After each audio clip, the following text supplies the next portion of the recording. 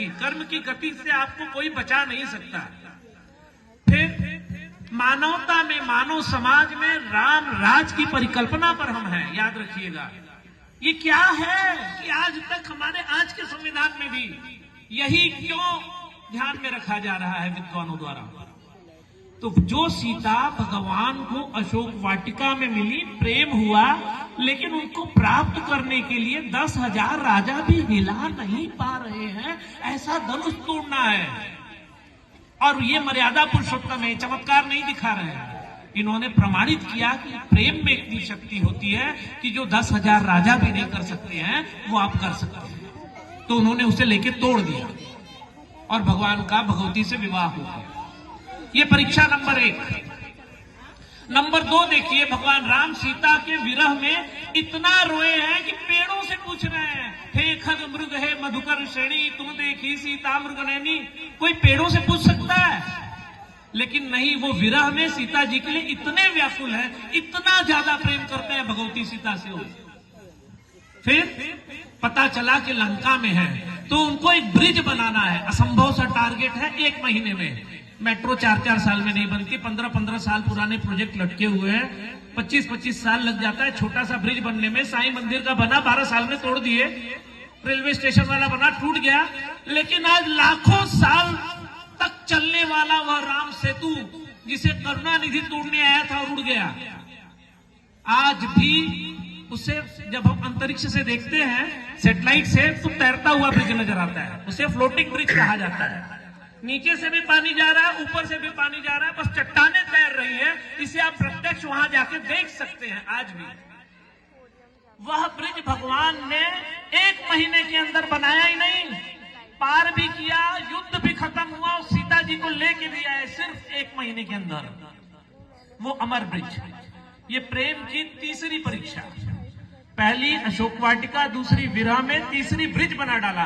और मारना किसको है अपनी सीता को वापस पाने के लिए? एक वो व्यक्ति जो अमर है, जिसने पूरी दुनिया जीत ली है। इंद्र और नवग्रह जिसके यहां चाकरी करते हैं, उसको मारना है।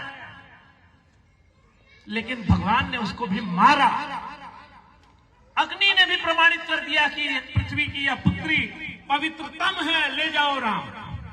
वो तो खैर माया, इन्होंने बताया कि असली सीता आई और छाया सीता गई, लेकिन उनकी पवित्रता पर भी विश्व में कोई संदेह नहीं कर सकता। फिर बस यही बात आती है, जब जीवन में राजा बन गए, राज्याभिषेक हो गया। राजा राम और मनुष्य राम के बीच का अंतर जो है वो पहली बार अयोध्या में हुआ। भगवान राम एक कुशल प्रशासक हैं। रात भर उनके गुप्तचर दौड़ दौड़ के किस प्रजा को क्या दुख है यह देखकर वापस आकर उन्हें बताते थे, और वह दुख दूर कर दिया जाता था दूसरे दिन। और उन्हें यह भी नहीं पता चलता था कि यह दुख राजा ने दूर करवाया है। सारी प्रजा सुखी थी, श्वान, कुत्ते, सभी जीव सुखी थे। यथा राजा तथा प्रजा, वैदिक सिद्धांत है। जैसा राजा हो गया वैसे ही प्रजा रहेगी। फिर सब कुछ ठीक चल रहा था। एक हमारे धोबी बंधु के यहाँ धोबन थोड़ा लेट आई, तो उसने टॉन्ट मारा कि क्या मुझे राजा राम समझ रखा है, जो सीता कितने भी समय कहीं से भी आए और हम रख लें? बस उसने दिन में नहीं कहा, रात को निकला हुआ एक छोटा सा सेंटेंस गुप्तचर ने राम जी को सूचित किया। मेरी प्रजा में एक प्रजा का मत है, बहुमत नहीं, सिर्फ एक प्रजा का मत है कि राजा के व्यक्तिगत जीवन में जो उनकी प्राणेश्वरी है वो राजा के साथ क्यों है? सिर्फ ये क्वेश्चन मार्क।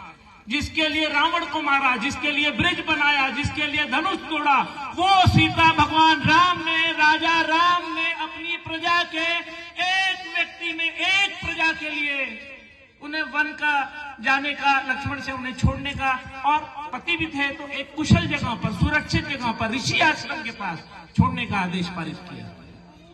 राजा के जीवन में व्यक्तिगत कुछ नहीं होता। 100 कारें और ये बैंक बैलेंस जो हमारे आजकल के जो लोकतंत्र के राजा लोग कर रहे हैं, ऐसा कुछ भी नहीं होता। राजा के लिए प्रजा प्रथम, और प्रजा प्रथम को ही लोकतंत्र कहते हैं। इसलिए आज जो डेमोक्रेसी की बात हो रही है, प्रजातंत्र की बात हो रही है, लोकतंत्र की बात हो रही है, इसके पहले संस्थापक भगवान श्री राम थे, जिन्होंने एक प्रजा के लिए अपने प्राण के समान भगवती सीता को, प्राणेश्वरी को काफी समय के लिए या हमेशा के लिए ही शायद त्याग दिया, अपने प्राण को लगभग त्याग दिया। और प्राण भी आप कहेंगे कि सीता का पर्याय तो हो सकता था, सीता का पर्याय राम के जीवन में सिर्फ सीता है और कुछ नहीं।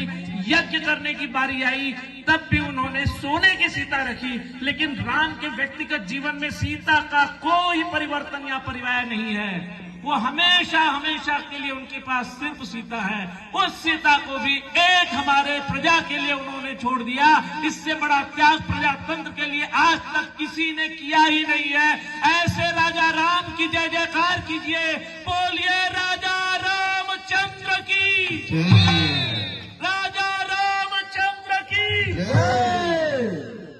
जय श्री राम, जय श्री राम। मैं आप लोगों से विदा लेता हूं और हमारे रामलीला करने वाले भाइयों के प्रति भी अपना बहुत बहुत धन्यवाद अर्पित करता हूं, विशेष करके डॉक्टर साहब और मंडली ने। और यहाँ जो कार्यक्रम आयोजित किया गया है ये वर्ष में एक बार जरूर हो, ताकि हमारे आगे आने वाली पीढ़ी जो है इससे अवगत हो। मैं आप सभी को इसके लिए धन्यवाद देता हूं। जय श्री राम।